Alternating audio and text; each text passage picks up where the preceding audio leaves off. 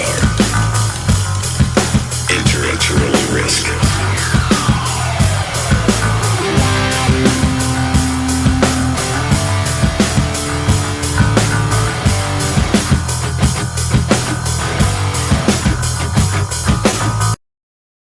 Pursue a career in law because it gives me an opportunity to help people. When a client chooses us to represent them, they're entrusting us with a huge responsibility. It's our goal to exceed their expectations with our personalized service and to help them to achieve the best possible recovery to compensate them for their injuries. That's where we come in. We come in and we solve that problem for them and really set them on the right track in order to try and get back to what their life was like before the accident happened. Good morning, folks. Good morning. Let's see. This morning on Black Dragon Biker TV, I've got Big Bone from the Big Bone Yard with us this morning. In biker news today, we're going to talk about 23 teens that were arrested over in Tokyo after a mass brawl. This is kind of interesting. After a mass brawl between a biker gang and a delinquent group of youths in Tokyo. It's funny. Motorcycle. And then we're going to also talk about a motorcycle group in Dandridge that gives a veteran from Vietnam, a Vietnam veteran, one last hospice ride, which it was very beautiful of them guys to do. And then we're going to talk about the big news for the show today. And that's just what are the mental, physical, and emotional hazards of being a social media content creator, as we discuss the state of the Black Dragon Biker TV show and perhaps what we'll be doing going forward. So we'll be talking about the mental, physical, and emotional hazards and drains and things like that. And we've got a special guest on, Big Bone 1%er. The commissioner is, hey man, they are doing some crazy things going on out there in Detroit. Well, you see it, it's all over the television and everything with this stuff going on with ICE and everything like that. So he is definitely bogged down, won't be on the show today. So this is some of the stuff we'll be talking about. And we got the Big Boneyard on too. So I wanted to run his stuff first, and that was really cool. I got to get me some television commercials and stuff. This is crazy. So we'll be back in a minute and 7 seconds, right after my brief introduction. I can do mine now. A minute and 7 seconds, and we'll be able to talk about this. Listen, if you guys don't know, we are now broadcasting horizontally and vertically. So those that you guys want to watch it on the phone in the horizontal or the vertical, you can do that as we're doing a little bit different now. So anyway, hazards of being a social media influencer is today's topic, along with our brief news stuff.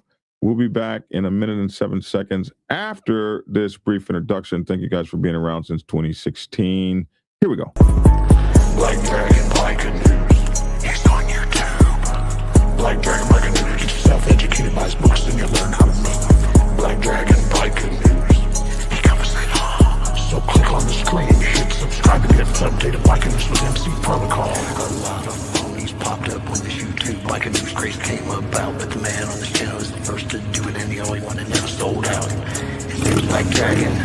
Started the Navy and hit the sea, revving Uncle Sam. They traded that uniform for the vest from the Mighty Black Sabbath. Not the band, I'm talking about the Mighty Black Sabbath MC. We're paid as dues and the art stripes from prospect all the way up to national peace. All the copycat creators and the content stealers and haters, there have been many, but there's only one larger than life. Like Michael with a cowboy hat that knows kung fu and says kick Kenny. Black Dragon Biker News. He's on YouTube. Black Dragon Biker News. Just self-educated by his books and you learn how to move. Black Dragon Biker News. He covers it all. So click on the screen, hit subscribe and get updated Biker News with MC Protocol.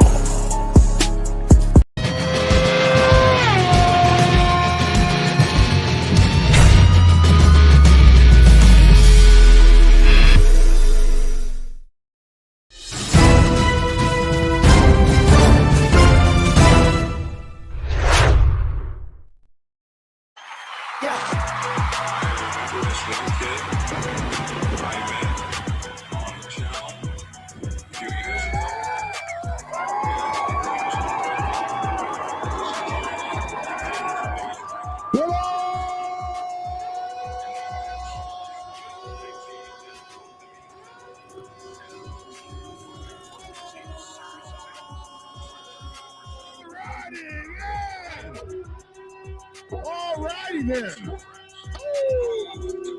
It's your boy Black Dragon.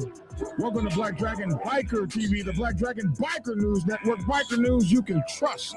And allow me, without any further ado, to introduce Big Bone 1%er in the house. What's up, man? Hey, what's going on? What's going on? Oh my goodness. Yeah, what's going on? You sound a little muffled. Do I sound muffled? Yeah, it changes a little bit. I don't know.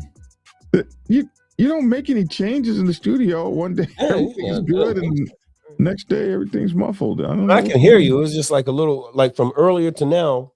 I don't know what. That's okay. I can still hear you. Muffled. Just a little bit. Dang.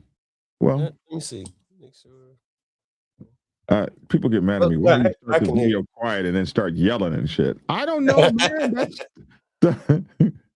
somebody at the round table is almost back together. Oh, that's really cool. What's up, man? How are you? Man, hey, brother. Good. It's been interesting from the last time we did this. A lot of interesting stuff. A lot of stuff going on out here in the ATL, and of course where you are down there. We'll get to you and all the great things you're doing here in just a minute. What we're going to do is we're going to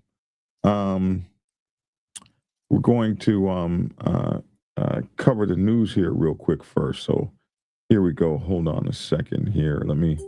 I got all your screens pulled up. I don't have my screens pulled up. Here we go.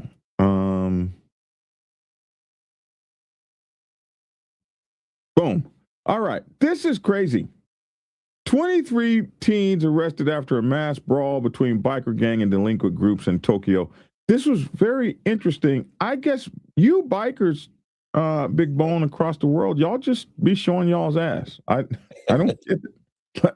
Y'all don't act right nowhere. Allegedly, I've been spending the past month with attorneys. Allegedly, this is why nobody likes us. The Metropolitan Police Department announced on February the 19th that it had arrested 23 boys, aged 16 to 18, on suspicion of assembling with weapons in connection with an incident believed to be a major brawl involving a motorcycle gang and a delinquent group 1 year ago. So when we flash over here real quick to AI and said, AI, what happened in Tokyo? On February 19th through the 20th, 2025, a large-scale fight broke out in a housing complex in Fussa, the western Tokyo suburbs. Around 40 members of the bosozoku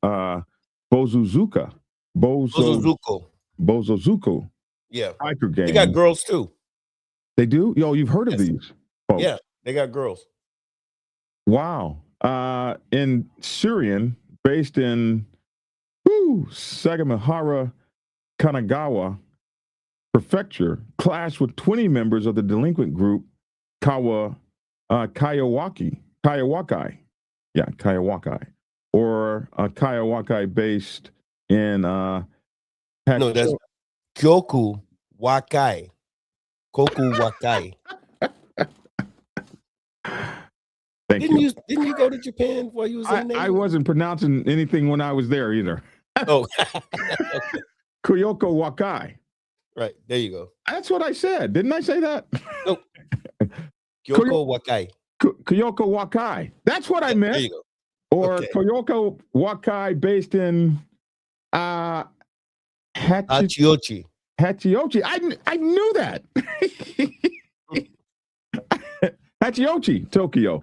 The rivalry dates back years and involved weapons, which they don't do a lot of that there, leading to injuries and among several teens. So a year later, they arrest 23 boys just ages 16 to 18 on suspicion of assembling with dangerous weapons, a charge under Japanese law for group violence. The arrests followed a months-long investigation. No new major incidents on that. So this is what this story is about. The large-scale fight broke out in a housing complex near the city of Fussa. And 40 members of the biker gang, Suiren, based in this place that we said yesterday, or said a few minutes ago, and 20 members of the delinquent group that you've heard of before. Yeah. Kyowakai. Is that what you said? Kyowakai? Kyowakai. Yeah. Kyowakai. That's what I meant. Based in Tokyo, city of this other name you used. The total of 60 participants reportedly clashed after one or more members felt they had been made fun of by the other party. The two groups had also fought in this other province the previous day. They arrested 23 boys and specifically accused them of gathering with metal bats and iron pipes on a street in Fussa in the early hours of February 20th, 2025. All but one boy who claimed not to remember, I don't remember anything, that sounds real biker, told investigators it was to take down the other group. We want to take them down. We want to take that other group the hell down. Hey, let me tell you for context, Sagamihara and Fussa is like sort of like it's the hood. I was trying to think of like an American equivalent, but it's hood adjacent. You don't really think of Japan as having the hood, but okay. Well, see, the bosozoku, they've been doing their motorcycle thing for a while. They're crazy looking. I mean, the things they do to motorcycles should probably be illegal because of the crazy way it looks. I'm talking like pinks and purples, and they take these sissy bars and throw them up 8 feet, and it's very inconsistent with what you would think of a motorcycle club in the United States. But that's just bosozoku specifically. That's their thing. It says so I can see why somebody would make fun of them. It says the bosozoku motorcycle gangs or delinquent youth groups in Japan often involve modified bikes, loud exhausts, and territorial fights, echoing outlaw MC dynamics, but more youth-oriented. This highlights ongoing youth gang issues in Japan, with police cracking down hard on weapons and assembly. They got the same BS going on we got. Yeah, bosozoku in particular, they just look freaking nuts. They really do. They and they do what they do. But yeah, they're on some different ish. I wonder if we could find a picture of them, the bosozokus. The bosozoku. Oh, here we go, right here. Get the girls. The girls are insane looking. Oh wow, that's an old. Is that an old motorcycle? Yeah, look, dude. That's another thing. The bikes that they ride. That's what I'm talking about. The bikes that they ride don't look like. I mean, they take the idea of cafe racers, and it's like if you took a cafe racer and put it in an anime movie, and put like Pokemon riding the motorcycles, that's what this would look like. Oh, I see that. Wow, they are very interesting looking. It seems to me like the weirder, the better. Okay. Well, they're proud as hell of it now. Yeah. Now look, if you put in the girls, in fact, you'll see some just here's a couple right here. Bosozoku girls. Here's the bosozoku badass girl gangs of Japan. It's right here. Let's see what they look like. Oh, they got it. This one has a bat. Yeah. Wow. Holy moly, man. When we were over there, you had to worry more about the girls than you did the guy. Not us, but if you were on the Japanese set, because they have a motorcycle set for sure.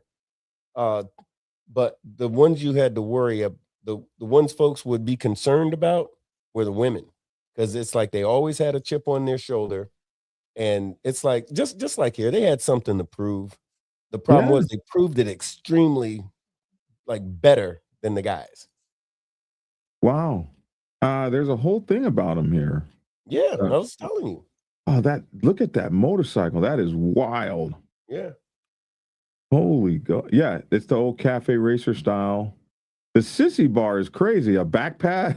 Yeah, Wow. that's what I was telling you. They'll take a sissy bar and throw that joint up to the sky, or they'll turn it into like some sort of a friggin' dragon or something turned backwards, or all kinds of stuff.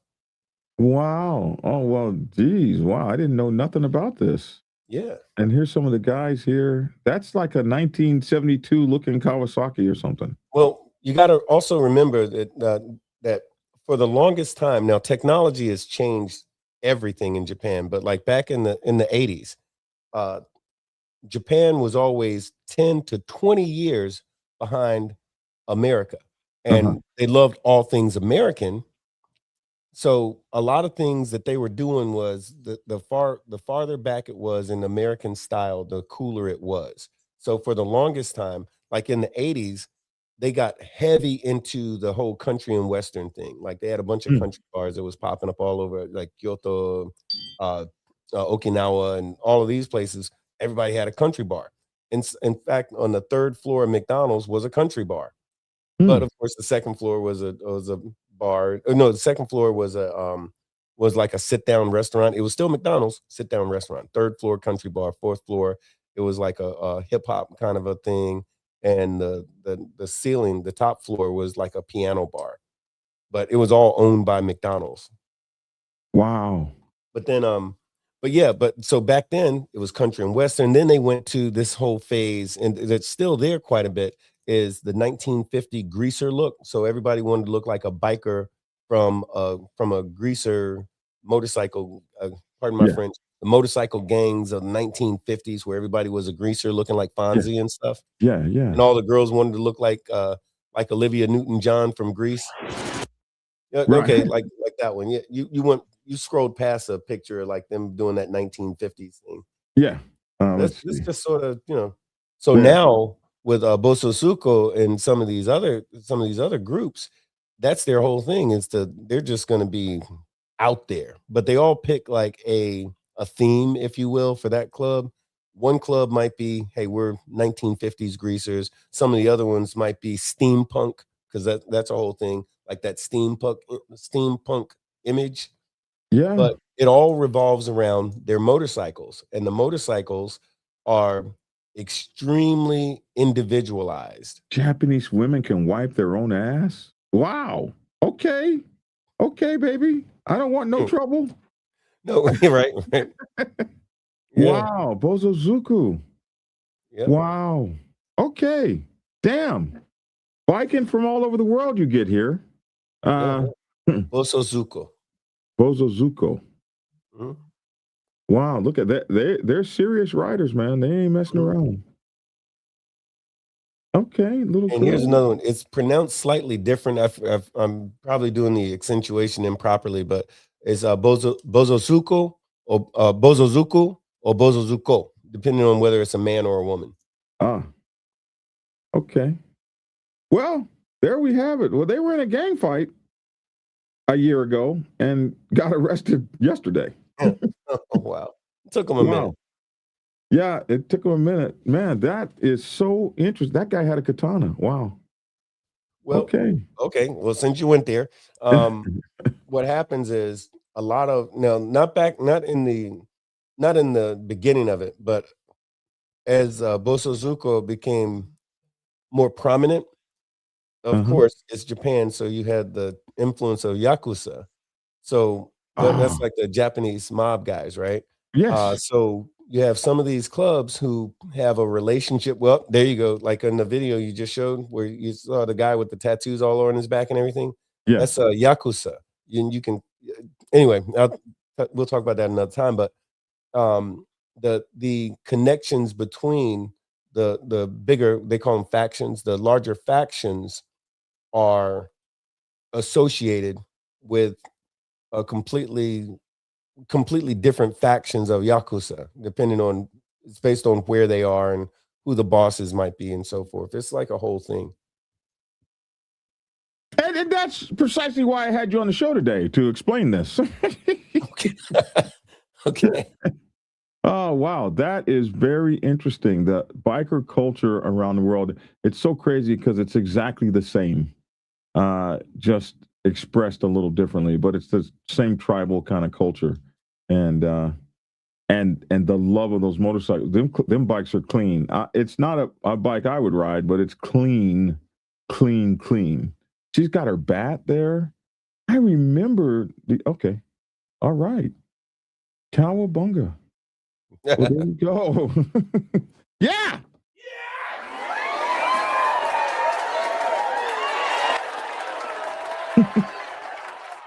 So we have learned a little bit about a completely new riding culture, and of course they're in trouble with the police, like we all are. So there you go. Yeah. So they arrested 23 boys. They didn't get any girls in this one, and they're accused of gathering with metal bats. And we saw the bats. They have them very proudly. They don't really do guns over there. If somebody gets shot, it's a big, big, big deal. Oh, yeah. Even if their major gang shoots somebody, it's a big deal. They're like, they don't do the pistols and shit. That's not their thing. There's no such thing as a drive-by in Kyoto. No. That ain't a thing. If you get shot in Japan, someone very, very, very much intended on shooting your ass specifically. Yes. All but one boy who claimed not to be able to remember anything. They said they were out there to take down other groups. Several people were beaten and injured in the fight, but no one was required hospitalization. So that was that story over there. Very interesting story. Our second news story: a motorcycle group in Dandridge gives one last ride to a guy in hospice. So I've come to learn about hospice that, that's your last hurrah. When you go to hospice, that's your last hoorah. That's the last place that you are expected. I've heard people come out of hospice, but not many. So I didn't think you could ride a motorcycle if you went into hospice, but I guess you can. Here's this story. A motorcyclist gave a Dandridge veteran who was on hospice one final ride. Willard, a Vietnam War veteran, has always enjoyed Harley-Davidson motorcycles, but was unable to ride by himself, which is why a group of about 20 motorcyclists took him on one final ride. As soon as I walked in, he was ready to go. I mean, he's been waiting, anticipating. He won't lay back in his chair or nothing. He's sitting up, ready for them to show up. He's got the door open. He wouldn't let me shut the front door so that he can look out and see when they start to arrive and everything. So that he's pretty excited. While the group of motorcyclists gave Willard that one last ride, they also gave his family a reminder of just how people care for veterans. Great story. Yeah, man, that's a great story. It's a beautiful story. His name is Willard Fields. His family invited 6 News along for that last ride with which Caris Healthcare in Morristown helped organize. His grandson-in-law says Fields hasn't been able to ride, as we saw by himself. About 20 people showed up from the Combat Vets Motorcycle Association. Good job, man. Good job, fellow veterans. I appreciate you guys. Fields was ready to go. He went on his ride. It looks like after he was geared up with a jacket and helmet, he was ready to take a ride from the second seat on a Rivalry USA trike that was donated for the day by Kobach Harley Davidson. Good on you, Kobach Harley Davidson. Yeah.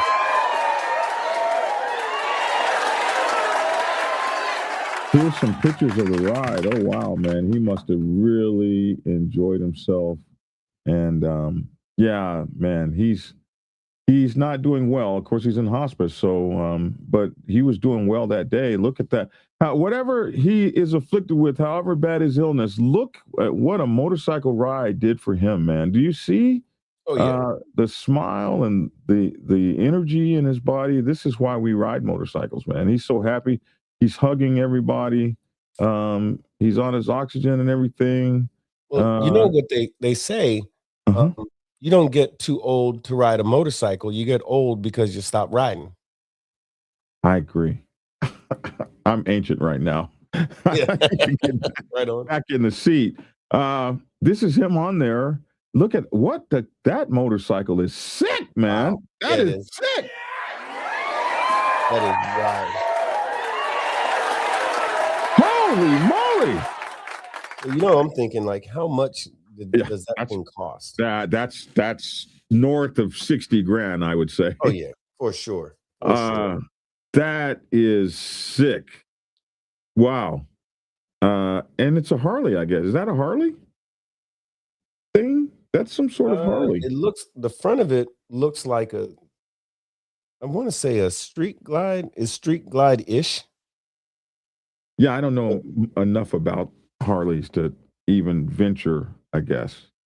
But that thing is sick, man. Holy moly. If I'm going to take my last ride on something like that, yeah, right. It looks like it's got car tires on the back. Yeah, right. Yeah.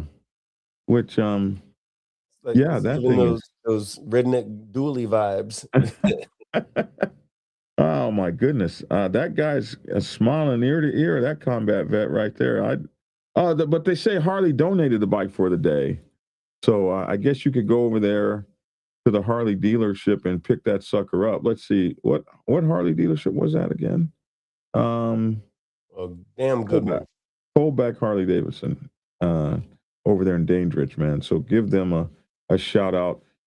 From Field's home in Dandridge, the caravan of motorcyclists, family members, and hospice nurses embarked on the ride. When he arrived at their destination, Cracker Barrel, they went to the Cracker Barrel. Fields gave a thumbs up to the new six crew that were waiting for him there.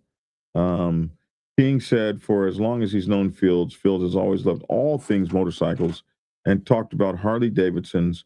While the group of motorcyclists gave Field one last ride, they also gave his family a reminder of how many people actually care for veterans, man. This is a very good, feel-good story.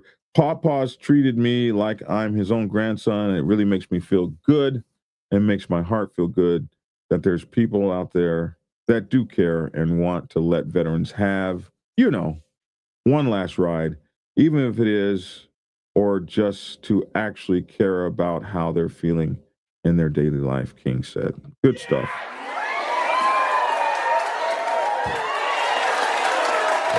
We don't get to see this, man. We don't get to see this often. So, my COC did last year. There was a Marine Corps veteran. He's 100 years old, World War II Marine Corps veteran. And for his 100th birthday, we got the COC, the West Florida Confederation of Clubs, along with Tampa Homeless Outreach, some guys from the Patriot Guard, and the Boneyard chapter of ABATE, and a number of other folks who just wanted to do the ride. But what we did, we went to it was his 100th birthday. His family had him set up outside in a big old chair like a throne, with the Marine Corps flag on one side, American flag on the other side. And he's sitting in his front yard at 100 years old, wondering, what the hell am I doing sitting outside? We got a World War II Jeep, and we had a motorcycle with a sidecar, and of course, about 130 other motorcycles. Anyway, we pull up to his house. His eyes like to jumped out of his head. And we were telling him, hey, we're doing your ride for your birthday. We were going to just ride him through town wherever he wanted to go. And we told him, pick the vehicle that you want to ride in.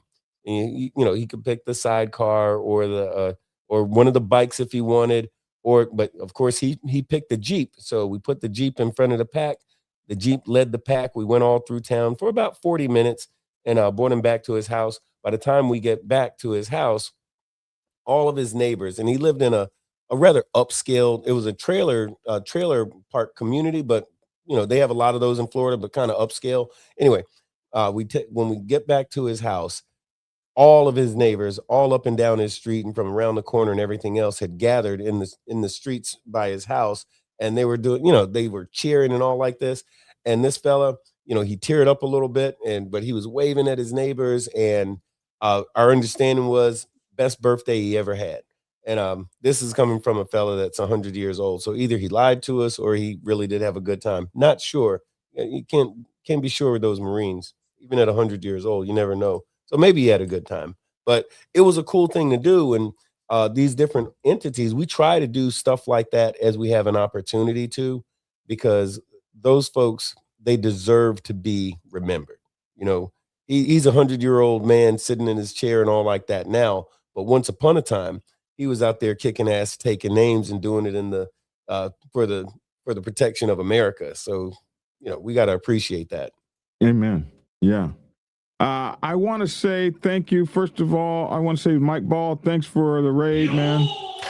Appreciate you, bro. Thanks for coming out, man. And thank you for all Mike Ball's fans and subscribers. This young man is doing incredible things. He like Big Bone and others, came over here, got their start here on the Black Dragon Biker TV. And I'm watching just all you guys just blow up and do great things. Bone, all you guys, from Lavish, Mike Ball, everybody. But we all really basically kind of come from Hollywood and Insane Throttle. It's kind of crazy because he mentored and brought me forward. So to watch all you guys do all the great things. So Mike, thank you for the raid. And also I want to thank, we have a new subscriber who came in as a full patch. And thank you, Motogato, for looking over my shoulder as well. And thank you, Colbert One Chain Dixon. We appreciate you, man. Thank you for becoming a member. We certainly appreciate that. Man, we want more members. We need more members. So thanks a million. So we have unfortunately, I hate to announce that we will. The preacher has decided for now to move forward and move on to bigger and better things or other things. Something happened to him on the show yesterday, and Flames, I'm glad that you're on here. This will be the last time you're on here. I wanted to speak to you directly about what you did to that man for no reason whatsoever. This person has done you no ill will or no harm, and you have been making lies and untruths about this man on social media, creating AI content about him that mischaracterizes him and does not play him in a true light. You're a liar. And I don't know why. I've talked to you about this many times. And I don't know why you choose to fuck with people that ain't fucking with you. It's despicable character. It's despicable to do those kinds of things to people. Being a social media content creator, nobody signs up to be doxed, lied about, and fucked with.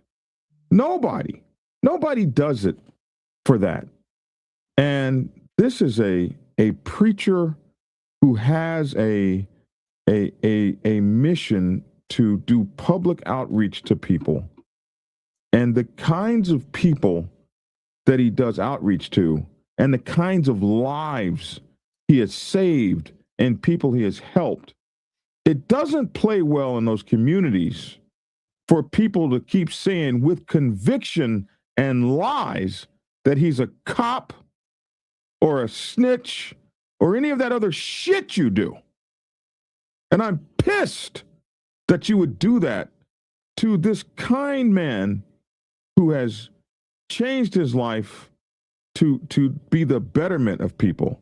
He was the betterment of me when I was broken down and destroyed by my own motorcycle club. This man called me up and reached out to me and said, "You don't know me. I don't want to talk about your situation. I don't want to talk about your issues. I watch you. I've met you a few times. You won't remember me. But what I want to do is I just want to check on your well-being and mental health. And if you will allow me, I'd like to pray for you." This is not a person that deserves what you've done to him. You think you're you're going to fuck around and find out, man. you're going to mess with the wrong somebody. And everything that occurs after that, you will absolutely deserve. I have watched you destroy several people's lives with your BS. I've watched you manage to get people thrown out of their motorcycle clubs when you go on. I've watched you get 1%ers thrown out of their home motorcycle clubs. People that don't know you, have never met you, have never done you any wrong,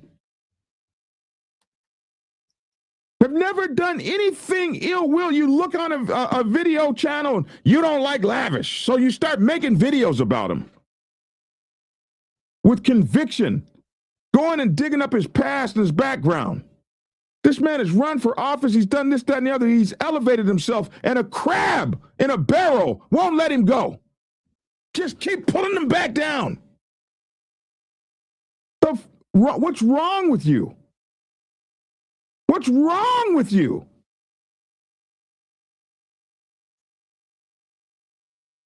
Well, you got what you wanted. The preacher got in a very dark place yesterday. Very, very dark place. And yeah, he's decided he doesn't need this kind of thing in his life. So this will be your last time on my show.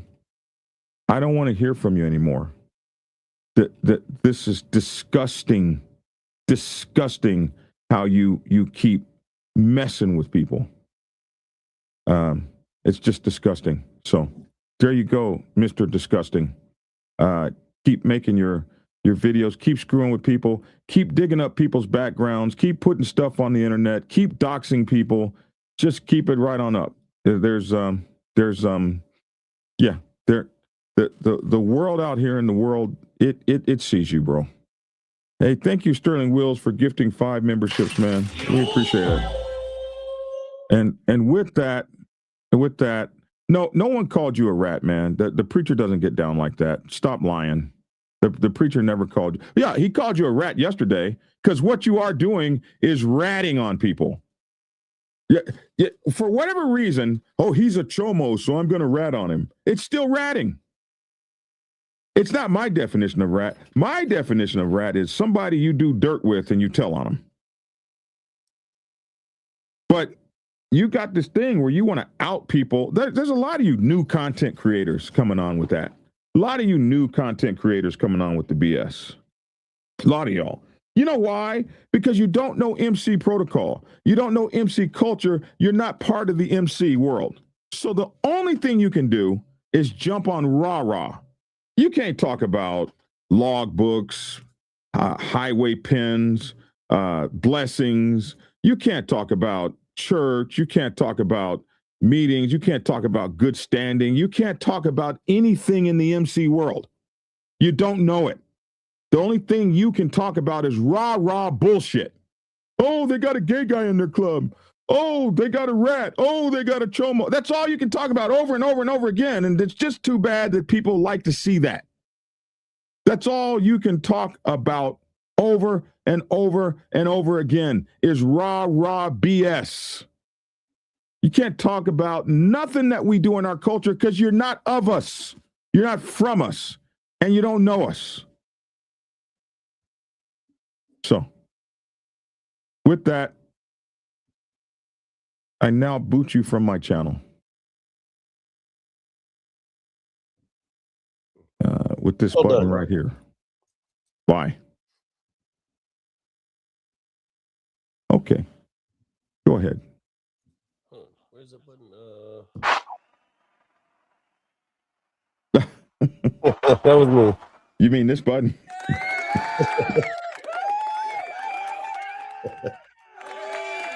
Hey, yeah, Lavish is a solid guy. Or Logic, excuse me. Lavish is a solid guy too.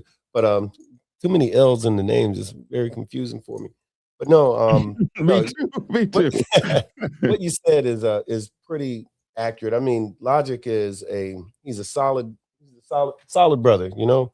And it's unfortunate that him trying to, as I call it, spread the word that that's got to be a part of it. And here's the thing, it doesn't have to be. It doesn't have to be. You know, I come from a environment and culture where confrontation is it's not only inevitable, it's expected to some degree. But the way that we do it, like on the set, and I don't mean anything exclusive to any organization that I've been a part of, but on the set, you know, it's a place where I always say where men are men and women are glad about it. You know, where if let you me stop you for disrespect me, I'm not gonna let me call my attorney. I'm gonna deal with you. Hey, Bone, let me stop you for just a No, second. go ahead. For just 1 second. Sure. This person right here is this is interesting because this person is one of Flame's supporters, one of his big supporters, and I never would have expected this person to say this. Flames, this is truly a bad look for you, seriously, and stop making yourself look small. This is I would never have expected. You know, we all in this thing, we all get people that really follow us, and no matter what we do, we can't do anything wrong. We all have those people. Like I'm one of those people for you, Big Bone. But Vice versa, brother. Thank you. It is good to see that some people can see through BS because it is okay. Now go back. No, I guess all I was getting at is that there's some stuff that is for the airwaves. You know, if I legitimately have a problem with you or whomever, I might express to some degree what that is. But if I'm getting ready to get into it and get nasty and all that kind of stuff, what I don't want to be, I don't want to come across ever like I'm like one of those telephone tough guys, or you know, or keyboard warriors. And you know, because it's like if my problem is that serious, man, I'm gonna come and see you or invite you to come and see me. You know, because like that's how we get down. This is a grown man's thing. You know, we're talking about the business of grown men and grown women. And the internet is always been a tool to me, you know, like social media is a tool, it's a way to communicate, but it's not the only way to communicate. You know, and it's relegated, it should be relegated to certain things. But if you want to call me out my name to that degree, and I've got that much of a problem with you, I need to go and see you. I need to go and do something about it. Right. Because anything more than that, I'm being clownish. Right. You know, and I think whether and here's the thing, whether you're right or wrong, it doesn't matter. Whether I could be right is all get out. And if the only thing I can do is, you know, take snipes at somebody with my keyboard, after a while, you know, I'm going to look a certain kind of way.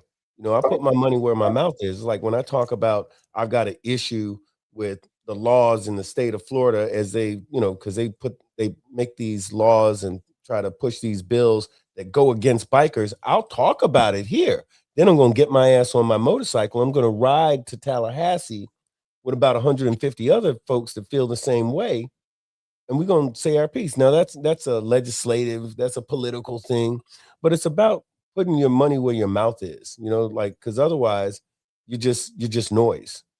You know, it's like those people who complain about what's going on in the world, but they don't vote. Hey, if you don't vote, you don't have no say so. You don't have no skin in the game. I believe in putting skin in the game. I had an issue with a certain somebody, a certain content creator, and I even hate to say that because it sounds corny when I say that, but I have had an issue with a certain content creator that lived in a different state. So I explained to him, you know what? Let's talk about this in person. Oh, I live in such and such and such. No problem. That's why God made airplanes. I'll be there Thursday. And I showed up Thursday. All of a sudden, magically, whilst I'm in the air, because I took an airplane to get there. All of a sudden, magically, by the time I get out of the airport, it's like, hey, wait a minute. Look at all this retraction stuff. I'm like, wait a minute. I've come all the way to your state so we can talk about this. Right. You know, and my brother had a motorcycle waiting for me, and you know, make sure I was suited and booted properly. All of a sudden, it was all a big misunderstanding. Oh, because now we ain't talking about stuff on a keyboard. And I'm not advocating for anything crazy. I'm just saying that, you know, the set is still the set. And there's a protocol and a way that we do things on the set that transcends a freaking keyboard or your cell phone. Mm-hmm. So if you ain't going to do that, then I don't really want to hear so much from you. Right. So I wanted to talk to you today about the hazards of being a social media influencer, because I don't think a lot of people understand what goes into this. I'm checking my blood pressure right now because everybody's telling me to do so, and I'll be damned. It looks like it might be up there. I'm waiting for the results, but I want folks to know that yeah, it's up there. I want folks to know that it is important. We put our lives into this. We put our lives into this damn thing, and we actually do this because we love and we care about the genre. Let me take a pill real quick. Well, okay. I don't stroke out on you, mofos. We put our whole lives into this sort of thing, and it especially you're doing it every single solitary day, and a lot of times you don't understand how hateful these people can be.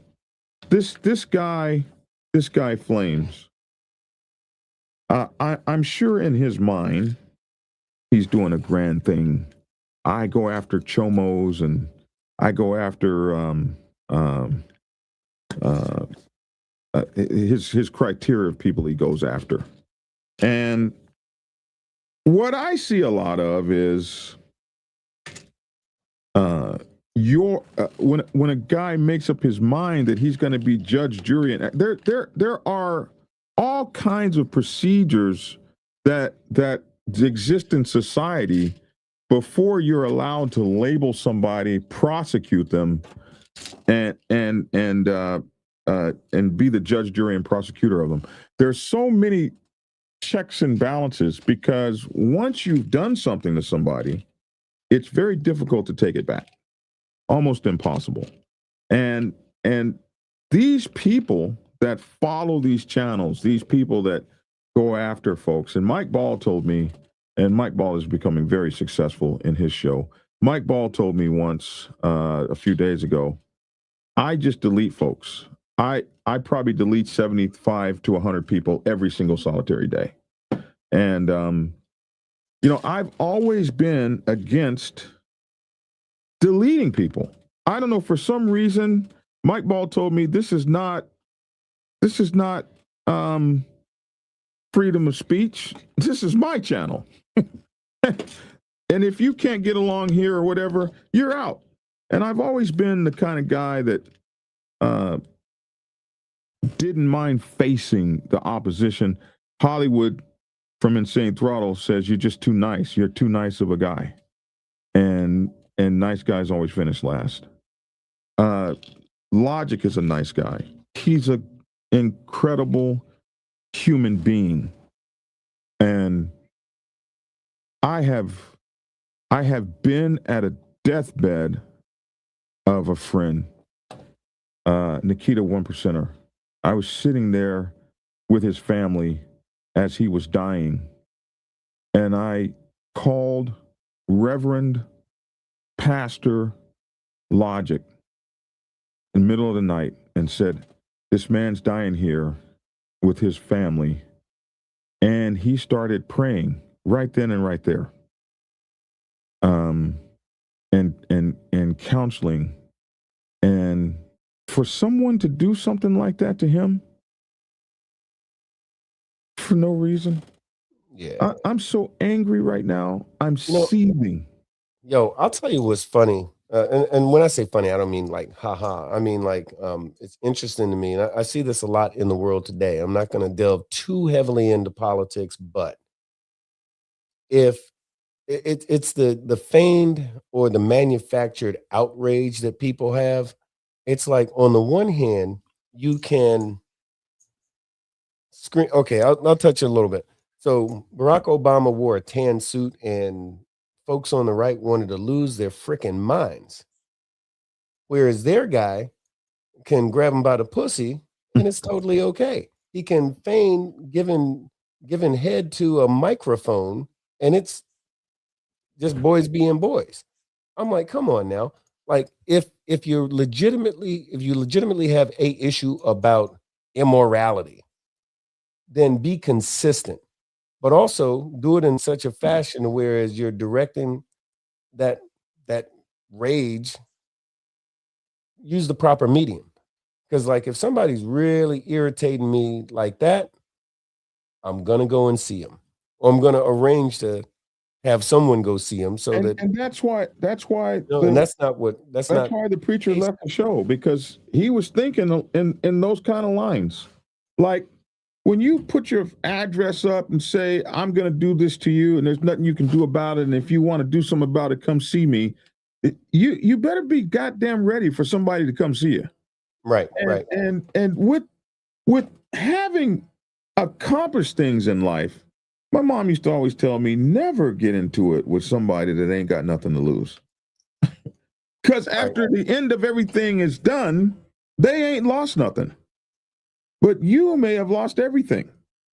So before you go back and forth with somebody that don't have nothing or doesn't have, she said, if somebody doesn't have as much to lose as you do, let them go, because they don't mind pulling you off of the tower you're on. They're in the mud. They can only go up. They can only go up from here. But you can go down. You can fall. And when you're trying to live a life of righteousness, nobody's righteous. You just try to live a life of righteousness. Nobody's is error free, but you try to be as error free as possible. And then you got somebody making videos about you that are just absolutely not the truth. But Bone, this happens to me almost on a monthly basis. You know what I mean? Right. And so it doesn't bother me anymore. But I remember the first time. Believe it or not, Sosta Ghost sent me a message. Hey man, there's a whole fake channel about you. This is before AI. There was a whole fake channel about you posting stuff against one percenters. I remember that. Remember that? Yeah, I do. And it was made up. It had my picture. It had my face. It had all my stuff. And it was real. Like, I couldn't believe, who's got that kind of damn time? Yeah. Okay. My blood pressure come markedly down. Here's the thing though, you got to think about. This is the thing I've advised you about before. You got a couple of different the sort of folks that do that kind of stuff. They call them trolls, right? But trolls with technology they're like trolls on the trolls we had 5 years ago. These cats today are like on steroids because of technology. But the motivation behind it, which a lot of times somebody says something stupid or they start some stuff, you don't really want to understand where they're coming from or why they did it. But the why is super important. I'll tell you what I mean by it is this. If someone takes that kind of time out of their life to do a project to defame you, do you know you must be living rent-free in their head, and to the point to where they're going to stop everything else that they're doing just so they can screw with you? Man, you don't have a life if that's the case, right? Because if you think about it, a number of us, I can't say everybody, but a number of us are out here living life, doing stuff. And like in my case, I can get a proper show. I won't say I can get a proper show, but a lot of times it's a chore to do it because I'm out there doing biker shit.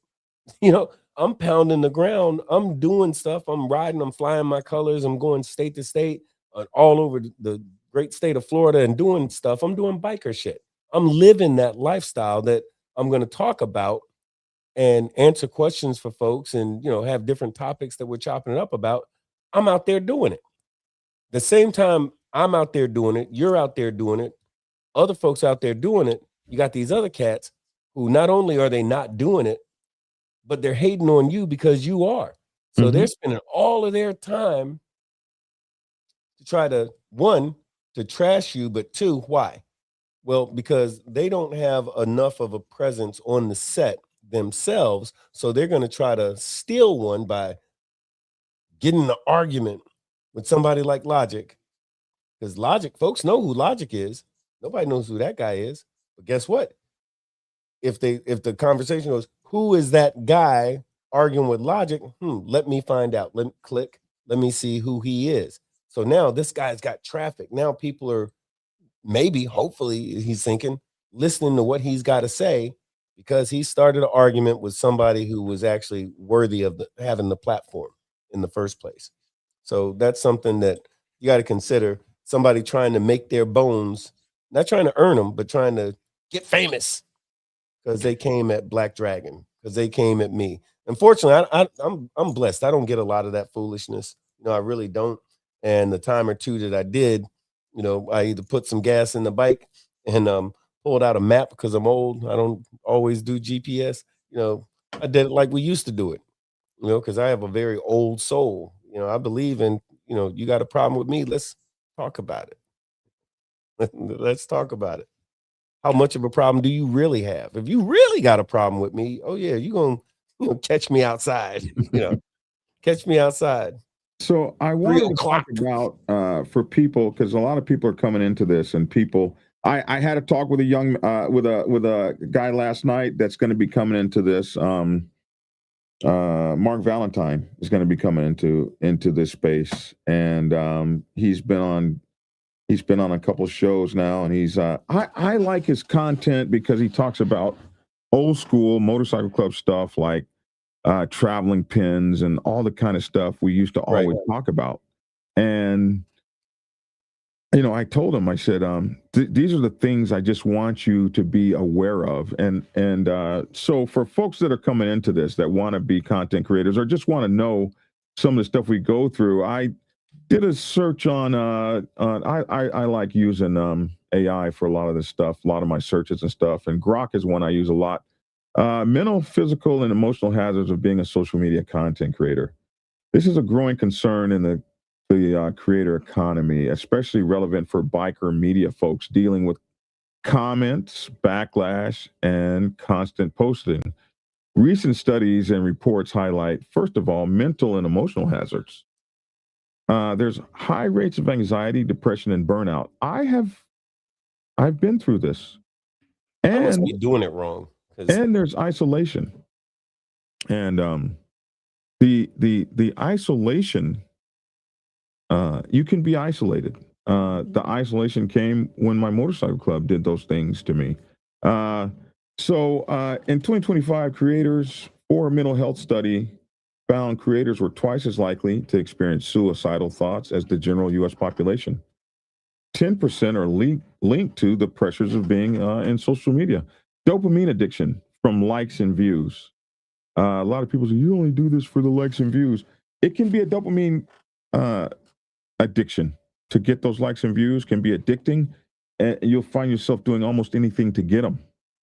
You could find yourself doing anything like creating fake videos about people to get that, going and digging in people's backgrounds, messing with people. There's a couple ways you can be a social media creator. You can be one who elevates and edifies and teaches, or you can be one that destroys, like a little sprite, destroys things and tears people down. They both get views. They both get similar views. Sometimes the worst shit gets the most views. So because I'll put it like this: the saying that the old folks used to say is that a lie will travel halfway around the world while the truth is still getting out of bed in the morning. And I must be doing this thing wrong, because as I'm listening to a number of the things about anxiety, depression, burnout, and all like that, I am clearly doing it wrong, because thank God I don't have none of those sort of things. And likes and views are cool. Don't get me wrong. I know the algorithm digs that and all like that. But I was talking to you this morning. I have no idea if I've made any money at all in the whole time I've been doing this. I just recently learned about monetization, right? And so I'm just saying my motivation with this putting this information out and doing the Big Boneyard. Wait, hey, like, subscribe, share, Big Boneyard, check it out. But no, for real though, is that my motivation behind doing this was I saw a need, and I was trying to address a lot of incorrect information that was floating around out there in the interweb, that was just wrong, that in some cases was getting people hurt because they heard a thing on the internet. And I'm like, no, if you want to know how this thing works, get out here, get a motorcycle, learn how to ride it, and then do that. Talk to some club members, find out, spend some time with these folks. And in lieu of that, I'm going to help you not to step in it like I've done once upon a time. I'm going to learn things from folks. I'm never going to stop learning. I'm going to learn stuff from folks, and I'm going to share what I've learned as I'm allowed to, because certain things ain't for everybody. But just so that folks can know that this biker lifestyle, yeah, we can enjoy it, but there are some pitfalls. The reason that folks keep doing this, as much as we bitch, moan, and complain about the problems on the set, and this one's doing it wrong, and that person did a bad thing, and how to pass 1%ers on a motorcycle, and all of these things that we talk about, all of that, we still love it. Why do we love it so much? And I'm trying to get that out there. Like, how does things work? If a 99 club knows protocol, that makes my life easier. Mm-hmm. And if my brothers know what we're supposed to do, them cats wearing that jewelry, that makes our life easier. So we can, and then everybody forgets about the number one thing. I thought we like to ride motorcycles. That's got to get in there somewhere, don't it? But going back to my thing, man, I'm not worried about no money, because I ain't getting no money from this. I'm not worried about likes and all like that, because the folks who want to know the real legit, real deal information and chop it up, have some fun, those folks are going to rock with you anyway. They're going to take the ride with you every day or every week or how often the shows are. They're going to rock with you because real recognizes real.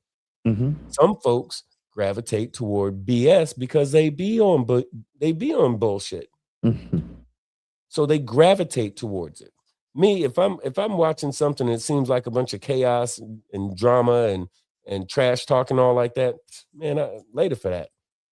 That's not what I'm into. You know what I mean? I'm one of those glass half full kind of guys. You know what I mean?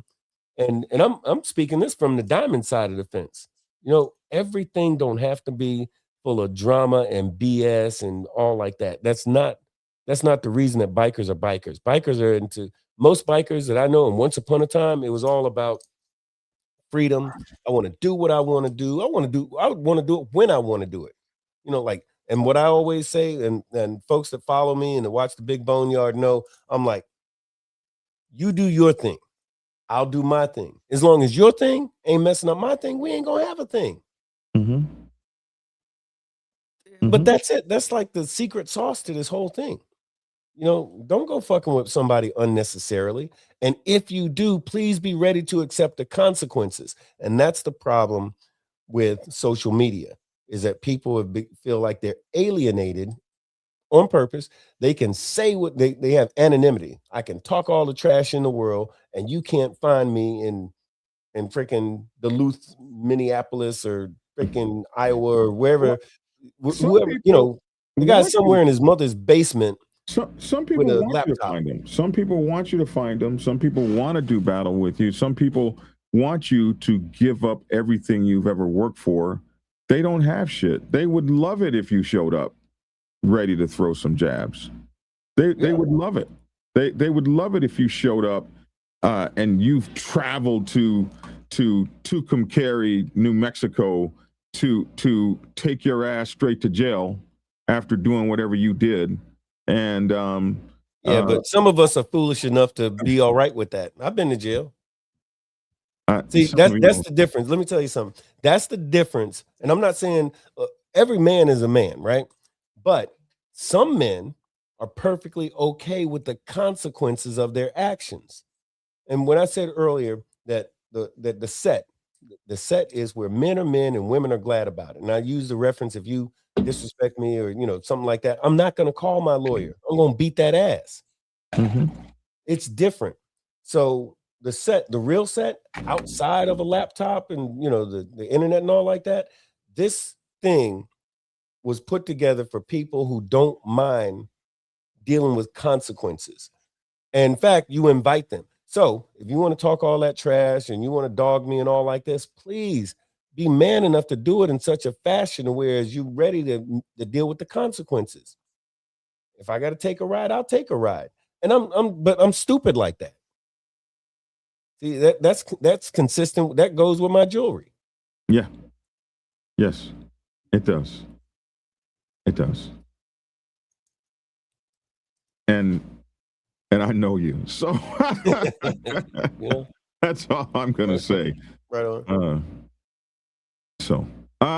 Other things I wanted to cover: dopamine addiction from likes leading to obsession over metrics. And when your metrics go down and you're obsessed like that, you can get really depressed. I can tell you this from experience. Comparisons and toxicity, cyberbullying, and hate comments. These things can drive you.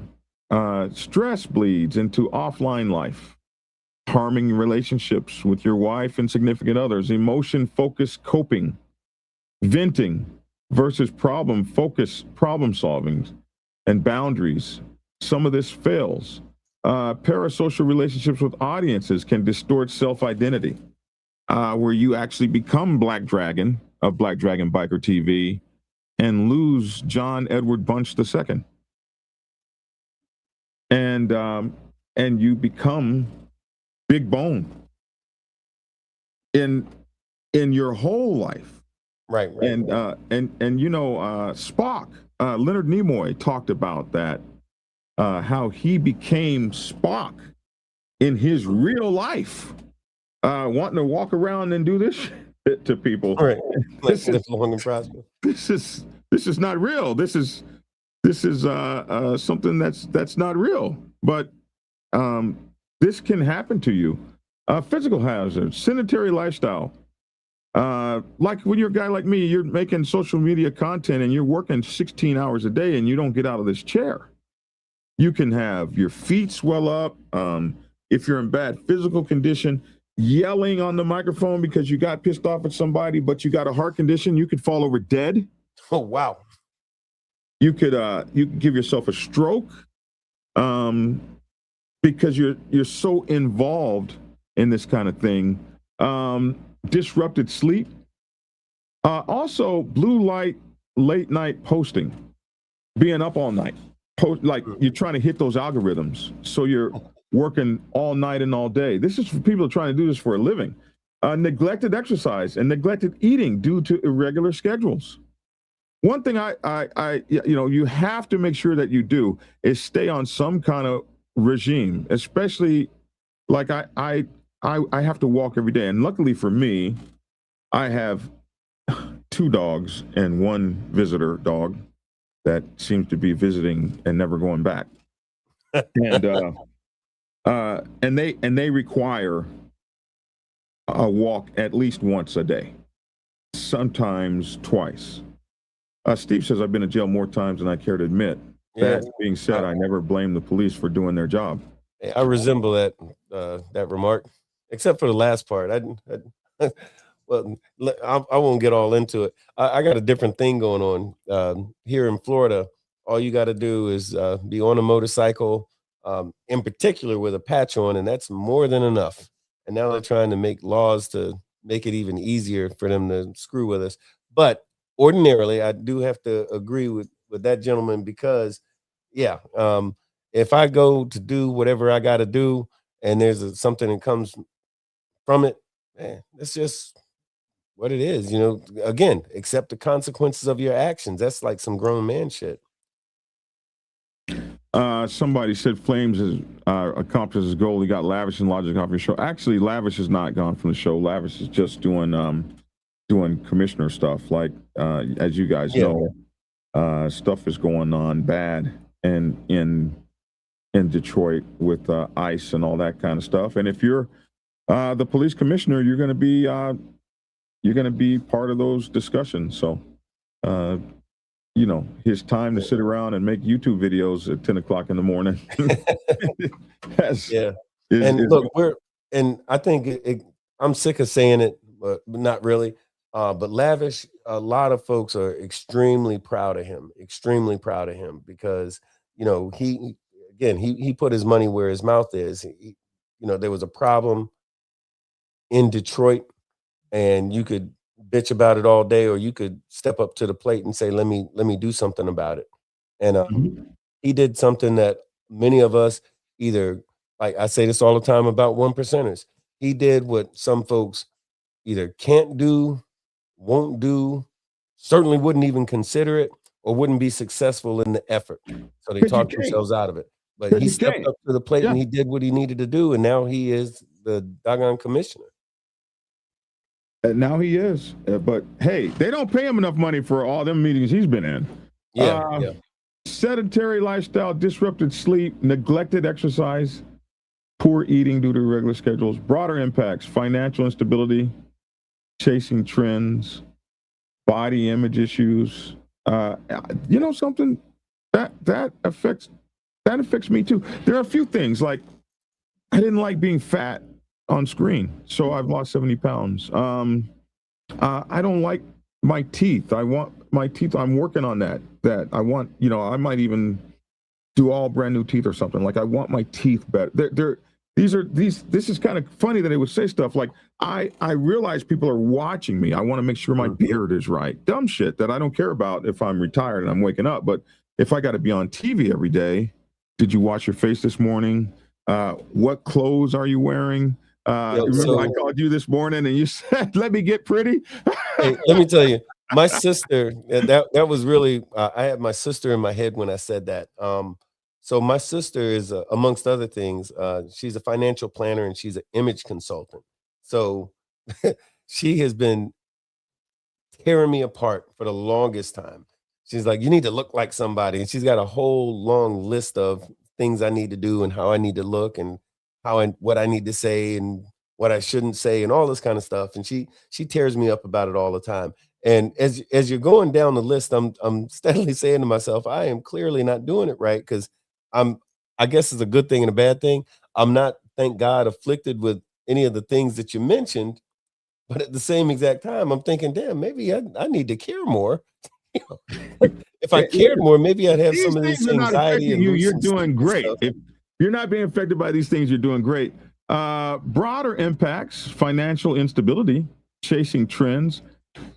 If this is all you got that's making money, it will be very financially unstable unless you just really happen to hit it hard. Like you got to really be over, you got to really be over 500,000 subscribers to get good YouTube advertisement money. In that case, stop what you're doing right now and hit the subscribe button on the Big Bone Yard. and here too, you got hit the like, subscribe. I always say that just because I used to hear other people say that, and then about a year or so into it, I actually learned why people say like, subscribe, and share. I'm like, oh, the algorithm thing. Now I'm learning that it's some folks out there making money doing the stuff that I would do and am doing for free. But I do it because I love the set. I love this lifestyle. I don't mean to be sacrilegious with the next statement, but this MC lifestyle, it's like a religion to me. Like, I believe in it. I believe in America. I believe in freedom.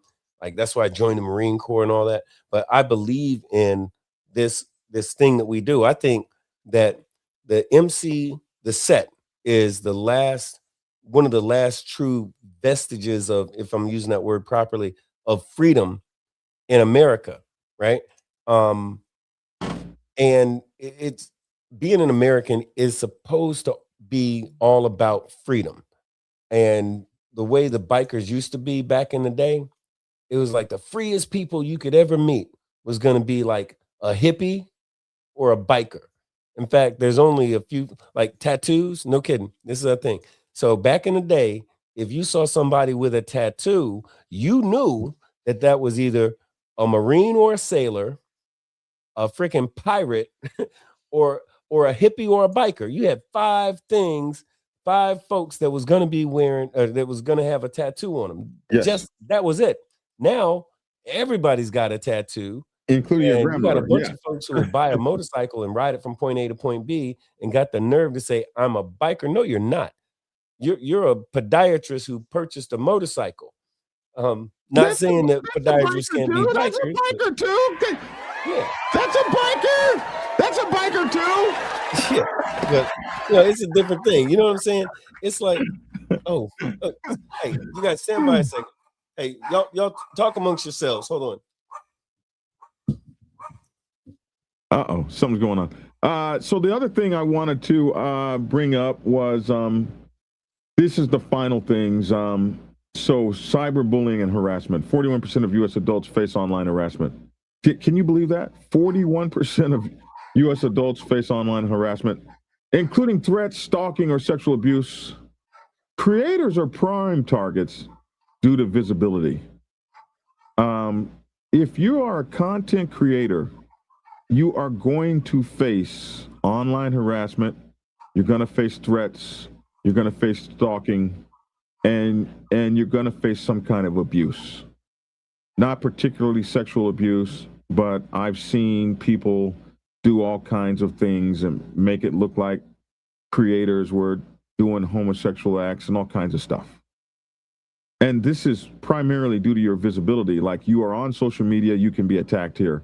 Deranged viewers can escalate from hate comments to real world stalking, like tracking your rides, showing up to your events, following you via geotags. This can lead to online content creators having paranoia and emotional exhaustion, and all kinds of stuff. Depression, anger, revenge, feelings of revenge. You want to go hurt a mofo. I've seen social media creators do it all the time. Meet me here, this, that, and the other, because somebody is doing something very disrespectful that they wouldn't do in person. So if you're trying to come into this lifestyle and be a social media content creator, the ups are the money, if it's good. The ups are, and you make money so many different ways. It doesn't have to just be that you're making money from the algorithms paying you from commercial ads. You can have your own books, you can have t-shirts, you can have merch. This stuff can pay you well, because if you've got all those people watching you, and you can make a product, like one after the other, like Prospects Bible, President's Bible, Sergeant at Arms Bible. You have these people that watch you, they trust you, they believe you. It's excellent for marketing. It's excellent for trying to make money and stuff like that. But it comes at a price, and that price could be, unfortunately, cyberbullying, stalking, privacy invasion. Here's one here, doxing and privacy invasion. Viewers digging up your personal information. Like this guy, in this particular instance, this guy Flames, Brandon Backus, decided, just because I don't like Lavish, I'm going to go dig in his background, pull up his records of when he went to jail, pull up his name that he had before he legally had his name changed. And I am going to post that online so that the world can see it, because I don't like this guy. I'll post things about his children. I'll post things about his job. I'll post things about his religious beliefs. I'll post things about his political beliefs. Nobody is expecting to wake up and see that in the morning. I don't know how our presidents and congressmen and secretaries of state, I don't know how they do it. Oh, I do. They spend a lot of time with it. Don't give a damn. They just don't give an F. But no, okay. they don't even know about half of them. That's the senators have a LA or legislative assistant. Judges have a JA or judicial assistant, and congressmen have a I forget what they have. They have a similar sort of a thing like staffers and stuff. But there's 3-4 layers before certain politicians are ever going to hear about any of the hatred that's sent toward them, good, bad, or indifferent. There's somebody who's a buffer, and for all of those sending those hating ass emails and stuff like that, they have a file just for those folks. They have their own special section. I wanted to jump in there what you were saying earlier about the cyberbullying and some of that stuff. Again, I must be doing it wrong, because my thought, like when I first started hearing about cyberbullying, it was like, oh, little girls being bullied. I'm like, oh, who did it? Well, little girl 123 on yahoo.com. I'm like, what? That's not what a bully is. But I guess people get affected by, because I always say, hey, well, turn the phone off, delete the person, block the person, keep it moving. Like cyberbullying. That's a crazy thing to me, but no, that's because you don't, especially when you got a bunch of folks doing it. That's because you don't come from phone culture. Yeah, it's weird. I got thick skin. If your phone is away from you for 5 hours, you don't lose your mind. If you drive off and you forget your phone and you've already gone 10 miles, you might not turn around and go back and get it. These kids today will go into convulsive spasms. Mom, turn the car around. Listen, we're only going to be gone 30 minutes. Oh my God. No, these people are tuned in, and it's real for them. And I had people, you like my new car? I didn't know you had a new car. Well, I posted it on Facebook. Yeah. Negro. Like I sit around and go check people's Facebook pages to see what happened.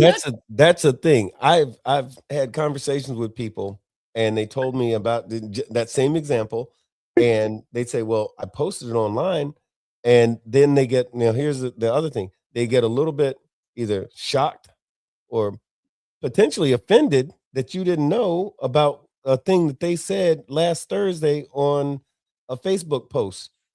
And then they'll hit you with it got 24 likes. I noticed that you didn't. What? Is that what we're doing now? Yo, I wanted to say the Motogato in Texas. He said, Bone, are you saying a biker and a motorcycle enthusiast are different? I may have to disagree, because I know many bikers on the set who only rides around the block, and to bars who barely rides. So here's the thing about that. Yes, you can have like I did a show about it, like bikers versus riders, right? And a motorcycle enthusiast, a person who really loves to ride. Now, there are bikers who really love to ride their motorcycle. And they, like in my club, we say we don't bar hop, we break state lines, because we actually ride. Okay. Now that's just going from point A to point B. How you and where you ride your motorcycle is not the only factor in being a biker. If I'm up, and again, I don't want to hear nothing from no podiatrist, but I'm just going to say, if you're a podiatrist who purchased a really nice motorcycle because you always wanted one, or you saw a cool movie, or you saw episode 3 of The Sons, and like, man, I'd look great on that bike, and you went out, you got the money, you bought it, right? And you ride that motorcycle to bike night once a month, and Okay, that don't mean you're a biker. That means you're a guy who owned a motorcycle. Now, if you're a part of the culture, you're a part of the lifestyle, and I'm not just talking about you picked up a few words and phrases, but if the way you live your life is either predicated by, inundated with, or interwoven with MC culture, you're a biker. Right. And if you're a biker, chances are you're going to actually ride your motorcycle, because bikers, we want to see what's on the other end of that tank of gas. We want to go places and do stuff. We want to see stuff. When we get there, we're a biker doing biker shit. But while we're getting there, we're getting that zen that all bikers get from actually doing the ride. Any biker, any real biker will tell you it's really not about the destination. It's about the journey. When two bros are having a problem, two guys are having an issue with each other, what I used to do back in the day, I was a state president for a club years ago. And if I had two members that had a problem, they was about ready to fight, I would say, okay, fools, I'll tell you what, if this is an issue, I tell y'all what, y'all want to thump? No problem. You can do whatever you want to do. After, I said, I'm going to send y'all to Atlanta, Georgia to pick me up. I used to smoke cigarettes back then. I want you to go to Atlanta, Georgia, go to such and such a store. It's at the corner by the Outcast Clubhouse. I want you to get me a pack of Newports and the matches. I want you to get me a pack of matches and a pack of cigarettes, because the matchbook is going to have the name of the store on it. I'm going to send y'all, and y'all bring that back from Atlanta. And if y'all still want to fight when you get back, then y'all can do whatever you want to do. No fines, no arguments, no nothing. I can promise you there's not ever been anybody who came back from Atlanta who still wanted to fight. In fact, they came back 9 times out of 10. They came back better than they ever was before. Because the road fixes a lot of BS, because it reminds folks of what being a biker is all about. You get reminded of it. You don't see a motorcycle outside the psychiatrist's office, because that 2-wheel therapy fixes so much. You don't need to shrink anymore. You just need some gas money. But that's just me. And you're right. It's beautiful. And that's, you saw what it did for that old man. You saw what it did for him. Finishing this up, doxing and privacy evasions, people doxing, digging up your personal information, address, family details to harass or threaten you. Common and controversial niches like motorcycle club news. Wow, did it really say that? Common and controversial niches. This can cause fear, relationship strain, and constant looking over your shoulder mentality. I can tell you that it can cause relationship strain. I got to tell you about the time Tia almost cussed out the national president of the Thunder Guards Motorcycle Club. Oh my God. It was so we pulled into a Thunder Guards party, and the national president wanted to meet me and talk to me. And so he sent his guys over to get us, and Tia was trying to put her makeup on and, be cute and beautiful. And they came up to the car with such aggression. The national wants to see you now. Damn near pulled me out of the car. And Tia was like, I can't put my, Tia was angry. And so they damn near pull us up to, they're very national sent for him. So he needs to go and he needs to get there now. So they're almost pushing me. They didn't put their hands on me, but they're almost pushing me get there. And Tia is trying to put on her eyelash, and she is pissed. And we get up to the national, and I shake hands and hug him and all that kind of stuff that you do. And I said, and this is my lovely Tia. And he looked at her and smiled, and she said, I'm ready to go. Oh man.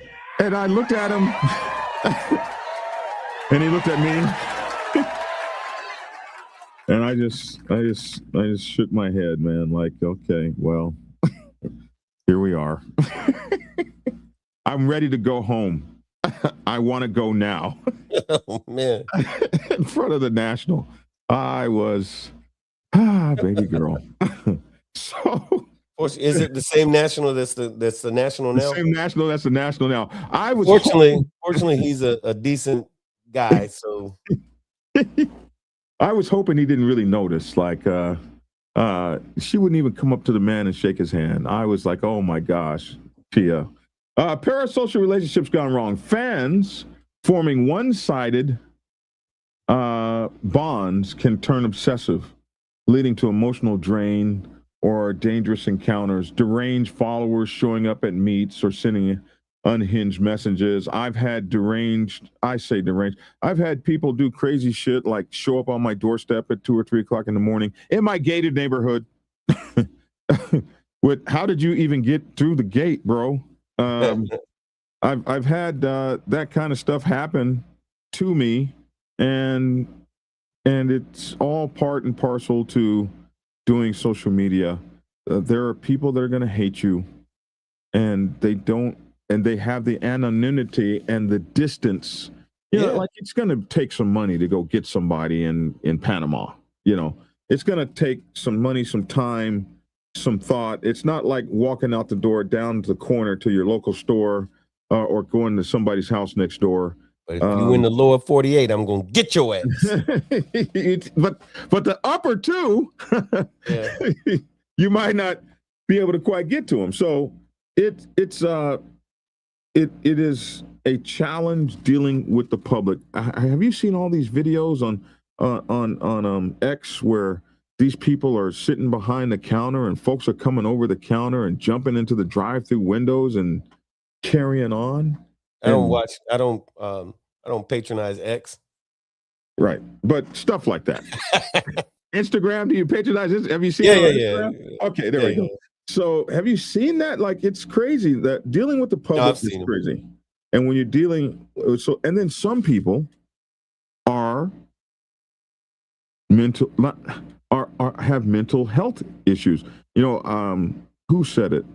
Epps, the comedian. Oh, Mike Epps. Mike Epps.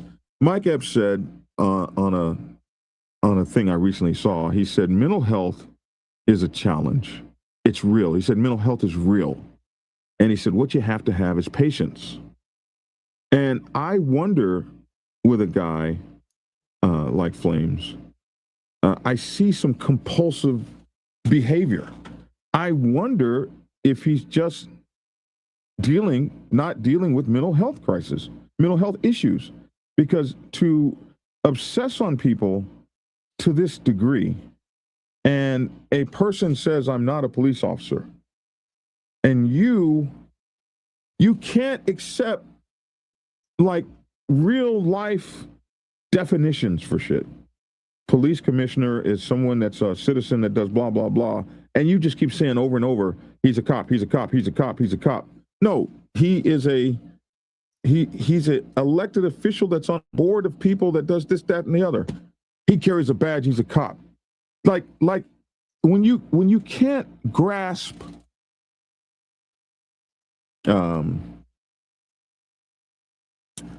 it's not that they can't grasp it, they don't want to. So, like, here's my thing. So I'm not overwhelmingly pro-cop, but I'm not necessarily anti-cop either. I just want cops to stay in their lane. Now, as it relates to motorcycle clubs in general, there are clubs that are all cops or cop adjacent or something like that. That's that thing.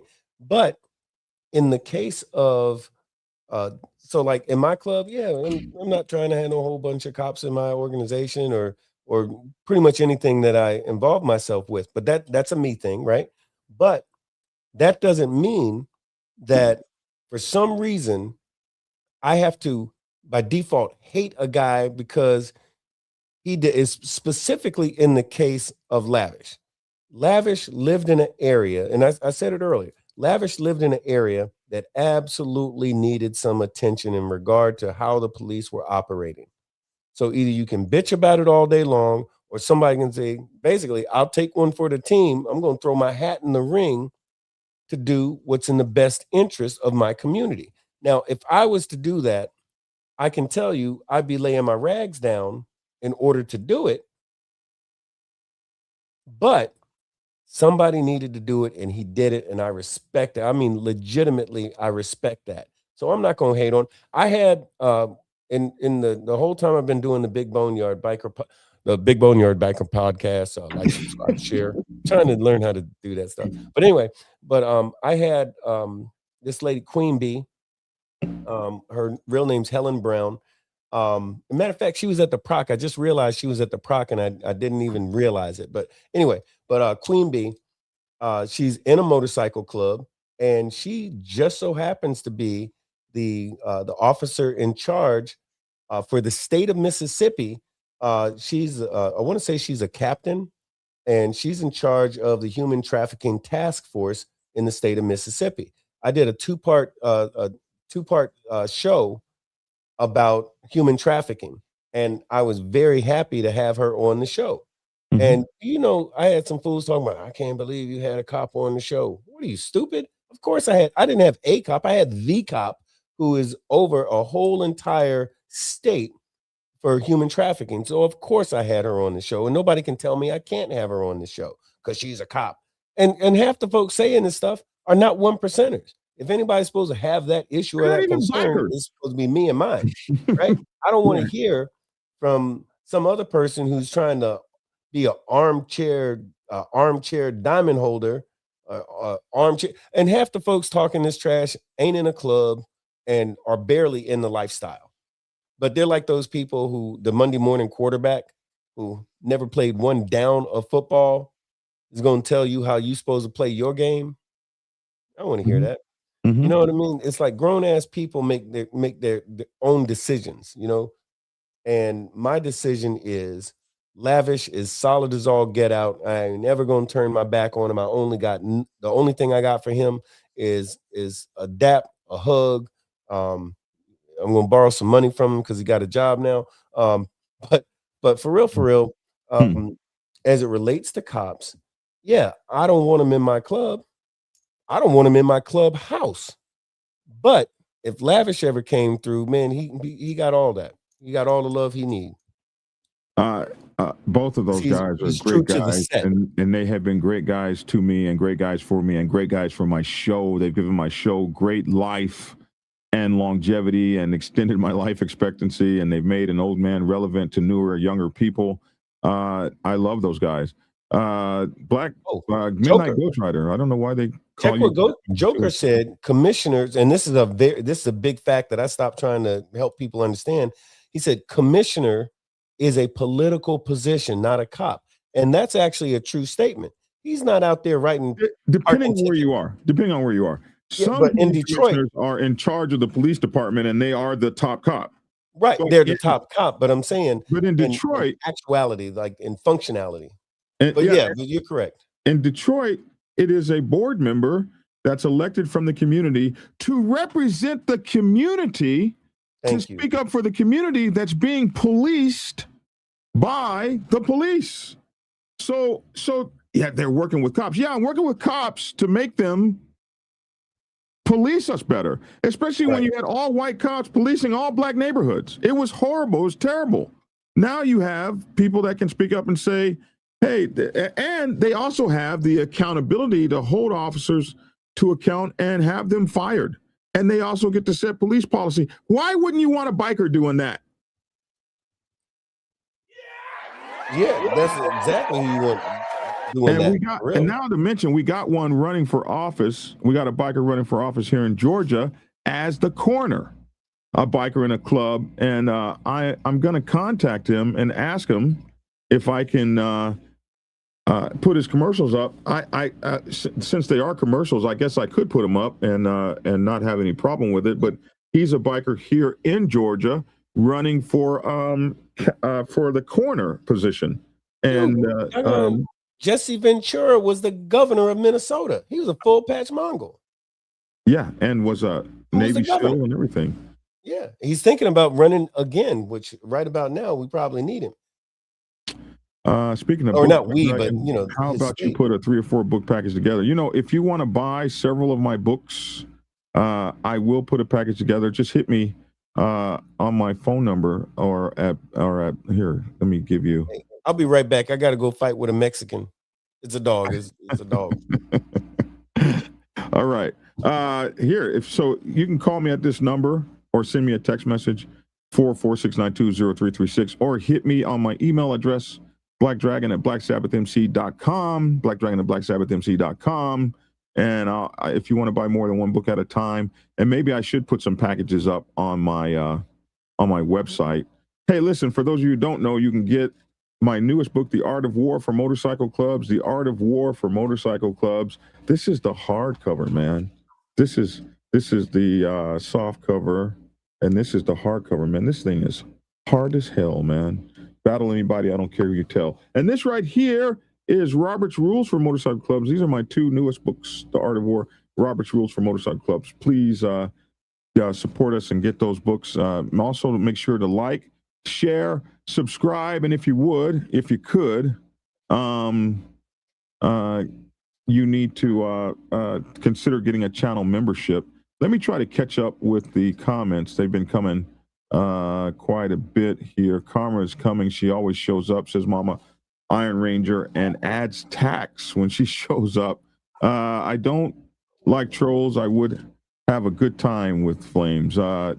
Some of us would, some of us wouldn't. And listen, he just made a video. Somebody just sent me the video. He just made a video where he's got my channel and me up, and I didn't get a chance to see what he's talking about. But listen, for the next month or 2 or 3, Flames will be flaming me. He will be going into my background. He'll be looking up my family. He'll be looking up my criminal record. He'll be looking up if I have a criminal record. He'll be looking up. Someone just said that he was going to be looking up my military record. All those things are public.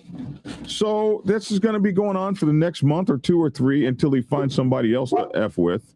And and so that's going to be happening. So you don't need to send me all that shit. He's going to be making videos and texts and AI videos, and he made one about Lavish and 2 about Logic, and these guys have never done anything to him ever. They've never done anything. Oh, he said they called him a rat, and that pissed him off. But they said that you were doing rat-like behavior. You're telling on people. Rats don't tell on anybody. Like Lavish said yesterday. If like you just said, Bone, if I got a problem with you, like if you're in the neighborhood and you touch a child, we don't call the police. Nope. You just don't make it out of the neighborhood. Now, I didn't grow up in a neighborhood like that. I grew up in a neighborhood where we would call the police on your ass. If you did something wrong, they'd pick up the phone and call the police in a heartbeat. I didn't come from a neighborhood that don't call the police and handle things internally. That wasn't my mom wasn't having me grow up like that. Blame her. I'm glad that I didn't have to see that. But I have become a leader in a motorcycle club. I can remember one time I was like, those 1%ers did what? We can call them. Whoa, Black Dragon. Whoa. No, we don't do that, man. I'll tell you a thing, and this is something a lot of folks don't know and might not want to believe, but in most cases, in a lot of areas that I know personally for a fact, the police love when there is a 1%er clubhouse in a neighborhood. In neighborhoods. You know why? Because crime goes down. Because ain't nobody having no silly shit going on in the area around the clubhouse. Why? We don't want no cops coming around. We don't want nobody acting a fool or whichever it is. So you end up having good relationships with the neighbors, and the neighbors know if they got a problem, they don't call 911. They go knock on the door at the clubhouse, or they call so-and-so, or they call so-and-so. And if there's a problem in the area, I have literally been standing outside my clubhouse. Cop come over and hey, you know, y'all heard about such and such and such. So and so somebody's doing this, somebody's doing that. That lady, somebody did something bad to that lady. Hey, we ain't saying nothing, but somebody did something bad to that lady. And if something bad happens to that person, we don't know nothing about it. You know, not saying that anybody did anything.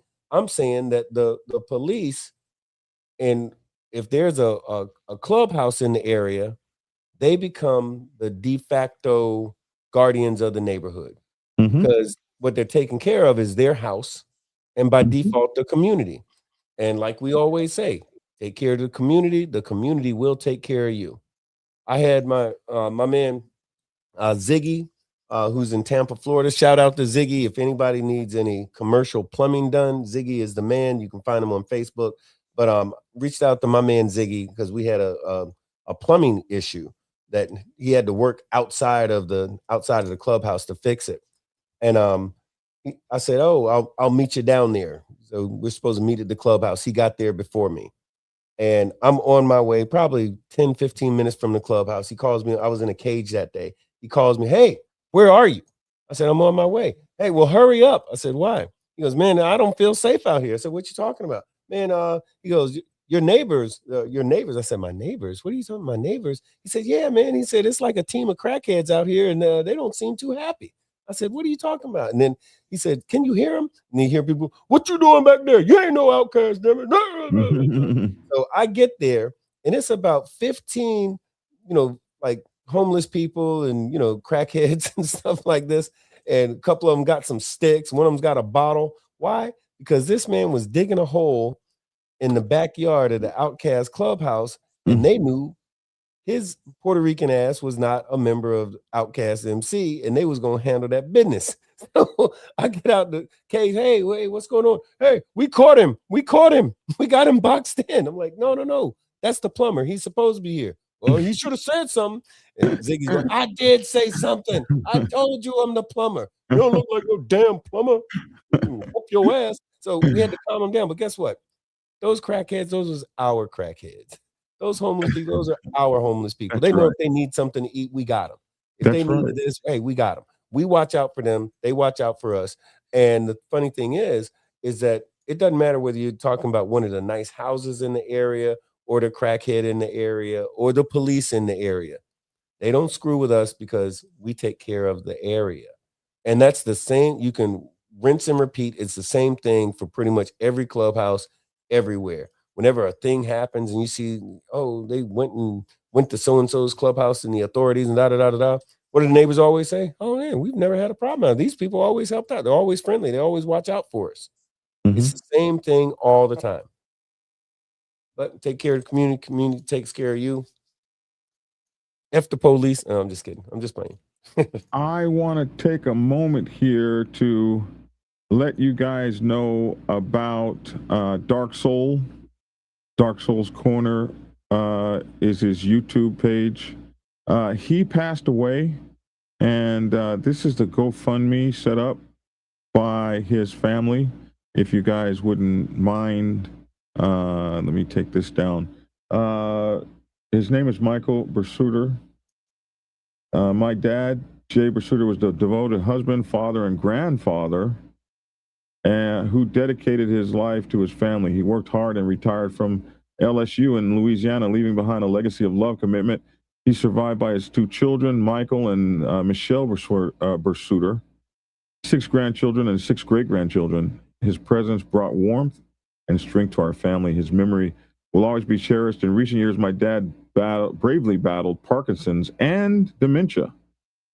These illnesses slowly robbed him of his independence and vitality, and watching him go through this was incredibly difficult for us all. This is very tough to watch that. Despite these challenges, he remained a source of inspiration and love to everyone around him. His journey was not easy, but he faced it with courage and dignity. We are now facing the financial burden of his outstanding medical bills and funeral expenses. Any support you can offer will go directly towards the cost, helping our family honor his memory and give him the farewell he deserves. Thank you so much to anyone who was able to help. Life is truly too short. Please remember to cherish every moment with your loved ones while you can. They're only asking for $600. So let's try to get him some more money. Lissa has probably posted this in the comments. I will post it as well, so that you guys can get over to him and Dark Shadow, Dark Soul rather, and Dark Soul's Corner is his YouTube page, and go look at his content in memory of the man, and we appreciate knowing him. Sorry to see him go. Big Bone, also, they want you to post a link to his channel. Someone asked me, what book would you buy of my books that I've written if you're interested in motorcycle clubs? The very first one, Prospects Bible, or Motorcycle Club Protocol 101. Either one of those two books will get you started. Make sure to hit the like and subscribe button. Black Dragon as well. He's a strong brother and has passion for helping others grow. I appreciate those kind words. Make sure to also like, share, and subscribe to Big Bone, One Percenter, from the Big Bone Yard. And I'm the guy who created his logo. I just want that to be out there. That's a fact.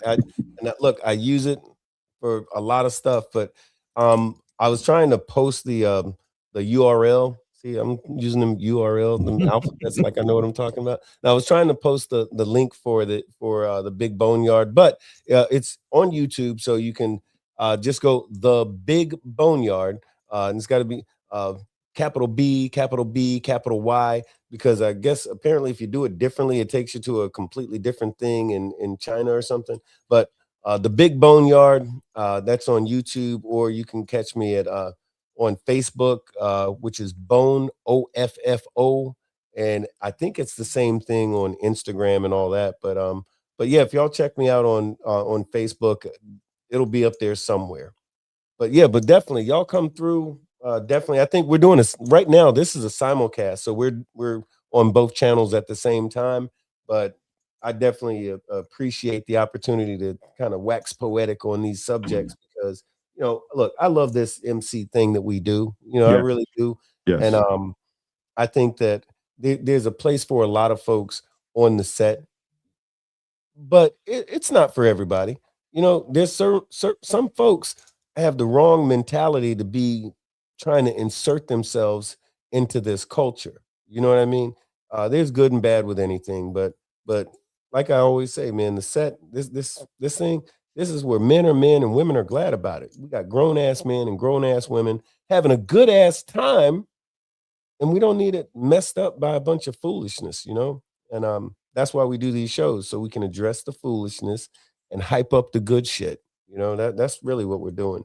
But yeah, for real, y'all check me out at the Big Boneyard, or Facebook, Instagram, all like that. Hey, Big Hooch, we are broadcasting in two formats. One is straight up and down for people that want to watch us on phones like this, and if you're on YouTube, you can watch it the way we normally do it, like this. So both of them are on YouTube. So that's why the screen is different. And on Facebook, we're broadcasting up and down, and they don't let us do both at the same time. So we're just really going back and forth to see which one we'll be using. You guys let us know which one you like, and that's what's going on. Merlin, all you got to do is call me, and I'll send you some books, man. You know that. You don't have to send me anything. Just tell me, Merlin, just tell me which books you want. You know that. We have one in Texas, Mark Gonzalez, who used to be a DA, now running for, he's a biker running for office. Absolutely, man. I think we need to have more of us in these positions, and being isolated in a time where communication is everything is silly. So anyway, it's nice to have you, DD Saracen 8749. Nice to have you on the show. Please become a subscriber. And it's nice to know that you've raced against some of the greatest. Ricky Gatson is a very, very close friend of mine, and we made the movie Biker Boys together. That's how far we go back. So actually, we go back a little bit before that, but it is a pleasure to have you on the show. And thanks for tuning in, hanging out with us. I see you, Midnight Black Dragon, the Midnight Ghost Rider. I don't know why they got your name as Catman, but we know who you are. Hey, you guys make sure to take a look at Biker News Canada. Biker News Canada, really great show, man. Really great guy. He's got a book here Oh my goodness. I always have his book right here. What's the name of your book? Man, I always have his book sitting right here. It's not usual that I don't have his book close at hand, but he's got a great book. Former 1%er. Here it is. I got his book, man. Don't act like I don't have his book. At the Playpen. One Night at the Playpen. This is from Michael Jarvie, Biker News Canada. So I actually have an autograph copy right there. Yes, sir. This is a wonderful book about outlaw motorcycle club life. He is a retired member of a 1% motorcycle club, a big one up there in Canada. So, yeah, I'll make sure to get his stuff. Always glad to have him on the show, man. So, anyway. What is that?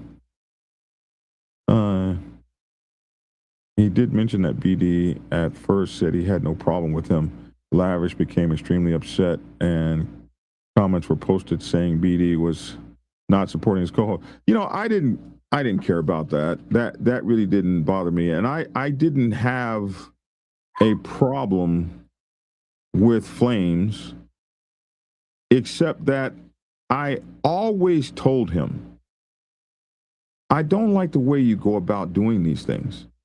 I don't like how you will destroy people that you have determined that you're going to be judge, jury, and executioner of. I didn't have a problem with his research and things like that. He's somebody trying to do his thing. If you guys know me, I'm supportive of everybody that's trying to do a show.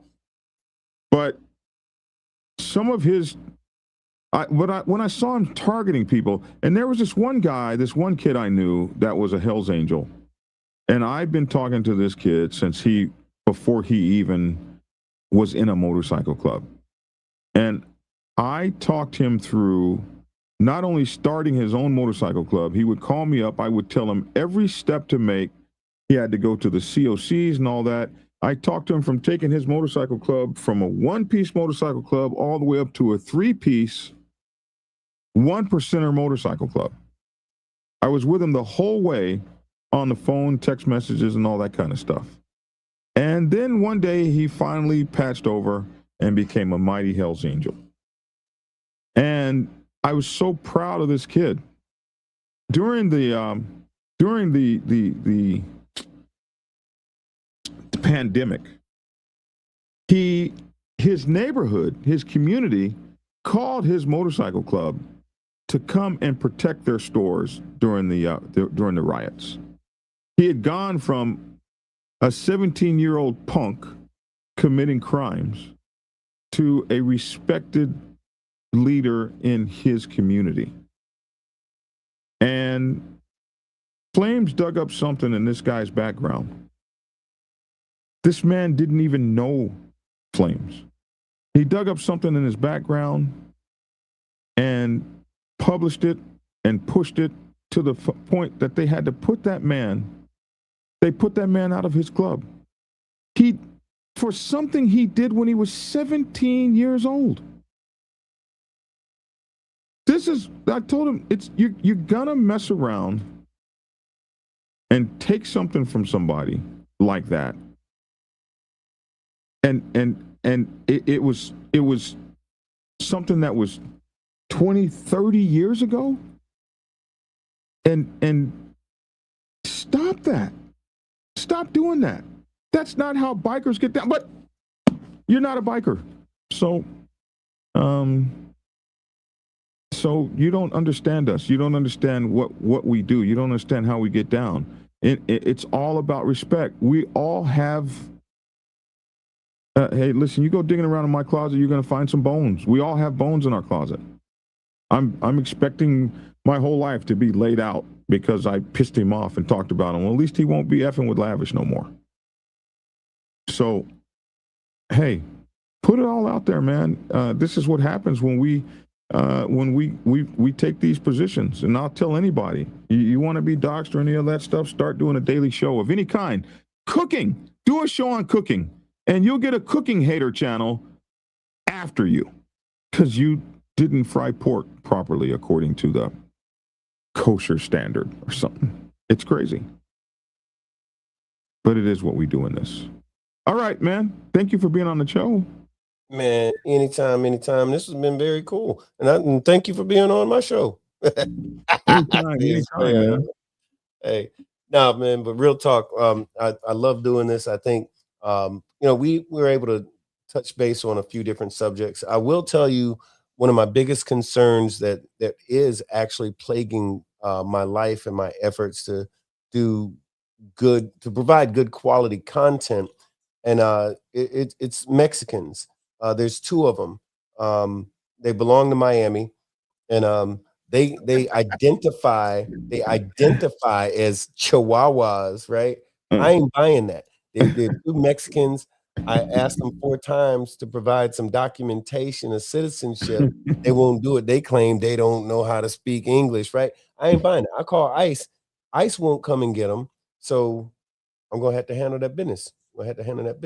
Don't nobody tell Miami, because she's all, yeah. But hey, that was the house painters are here painting. So the Mexicans are going crazy. I call them the Mexicans. So the Mexicans are going crazy because the people are painting the house.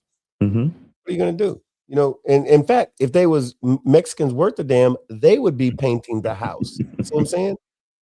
Yeah. Well, no, they just get fed. You got to ask who is the smart one, the dog or the owner that they don't have to do shit but lay up and be fed, and like these big greedy buzzards over here, man.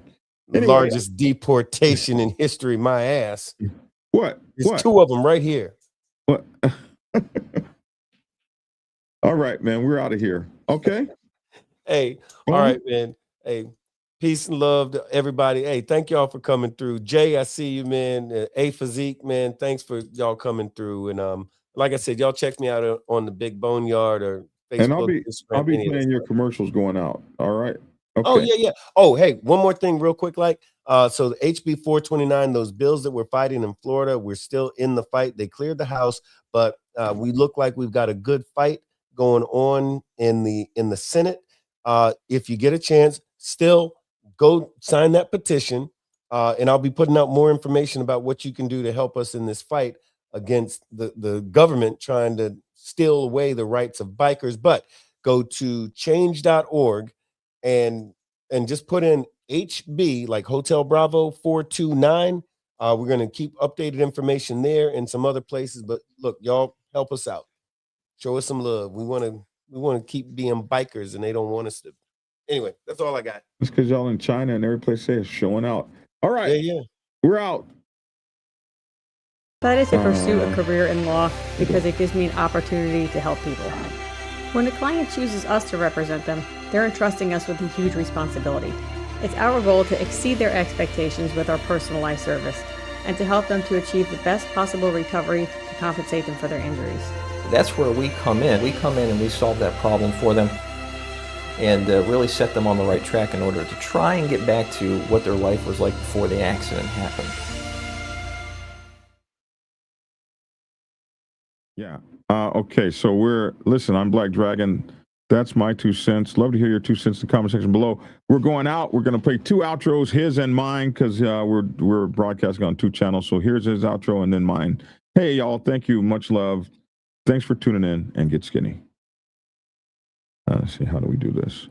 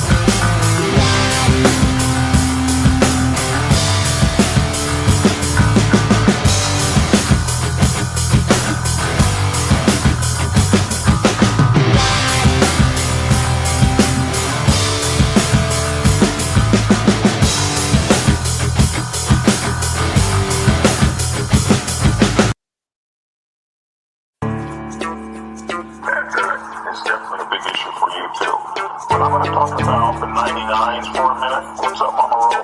We'll talk about the 99s for a minute and what our responsibilities are and what we need to think about. Because if you don't really know what's going on the set, you can find yourself in kind of a precarious predicament if you make the wrong kind of moves or do the wrong kind of things when this kind of stuff goes on. So, when most percenters get into a war with one another, what should 99%ers do? Here's 10 things you should know. Thing number 1, stay in your lane. Find a corner and put your motorcycle club in it. If you're a president, you want to find a corner and put your motorcycle club in it. What I mean is, the set can be volatile. It can be very dangerous. And when you have that kind of thing going on, this set's not safe. So, as a 99%er motorcycle club, what you want to find is yourself in your business, in your lane, while all of the fancy stuff gets handled on other levels. Yeah, you heard that, didn't you? On other levels. Tried to tell you suckers, Black Dragon is the man. The Black Dragon is the man. A real OG, bonafide, certified, a true MC. The biker boys, the biker boys. It's in the house, most definitely. Blow the whistle for Black Dragon, Biker TV. That's right, I said Biker TV. See, one day, young Dragon made his way out the Navy to become a prospect. Some people thought he was crazy, but 5 years later, hard work became a habit. He became the president of the mighty Black Savage Nation. MCs, y'all, respectfully.